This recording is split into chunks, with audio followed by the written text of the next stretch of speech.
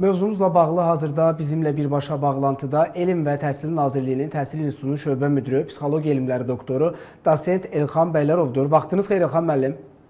Salam, xoş gördük.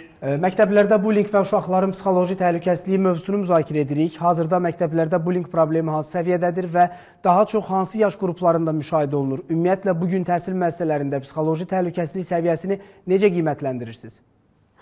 Suala görə təşəkkür edirəm. Məsələ burasındadır ki, əslində məktəblərdə bullying hansı səviyyədədir sualına birmənalı cavab vermək olmur. Çünki bununla bağlı xüsusi tədqiqat aparılmayıb. Statistikada da bir çox hallarda olan hadisələr qeydiyyata alınmır. Ona görə demək olar ki, bu hallar var.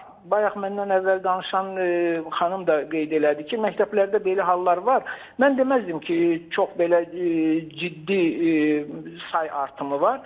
Amma hər halda var. Məsələ burasındadır ki, bu bullying hadisələri, bunun ümumiyyətlə sayının artmağı, hər halda bir artan dinamikası varsa, bu maarifləndirmənin kifayət qədər yaxşı səviyyədə olmaması ilə əlaqəlidir. Məsələ burasındadır ki, valideynlər, şagirdlər, müəllimlər bu hadisə ilə bağlı maarifləndirmə işini onlarla aparılarsa, düşünürəm ki, bu hadisələrin bir çoxunu önləmək olar. Ən çox yaş qrupu burada yeniyetməlik yaş dövründə uşaqlar buna həm məruz qalırlar, həm də bu bullyingi tətbiq edirlər. Çünki bu uşaqların böhran dövrüdür, inkişaflarının, psixoloji özlərini təsdiqlə bağlı, özlərini qazandırmaq, özlərinə hansısa bir qrupa aid eləməklə bağlı bir çabaları olur. Bununla bağlı da həm bullying bu yaşda çox sayda uşaq həm bullyingə məruz qala bilir, həm də bullyingi tətbiq edə bilir.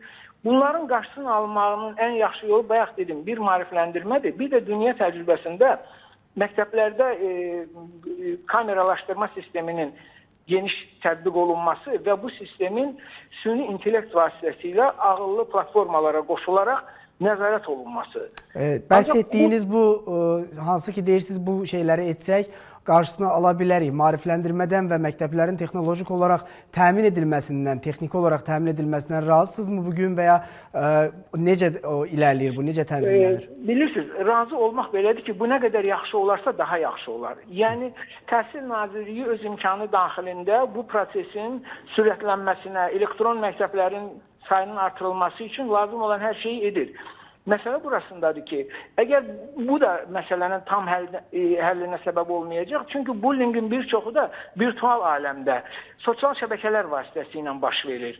Bəli. Buna çoxlu nümunələr var. Yəni, burada maarifləndirmə, uşaqların texnologiyalardan istifadəsinə ciddi nəzarətin, valideyn nəzarətinin qoyulması, düşünürəm ki, bu məsələdə daha uğurlu həllərə yol aça bilər. Çox sağ olun. Ətraflı məlumat üçün sizə təşəkkür edirəm. Qeyd edim ki, bizimlə birbaşa bağlantıda Elm və Təhsil Nazirliyinin Təhsil İnstitutunun şöbə müdürü, psixologiya elmləri doktoru, dosent Elxan Bəylərov idi.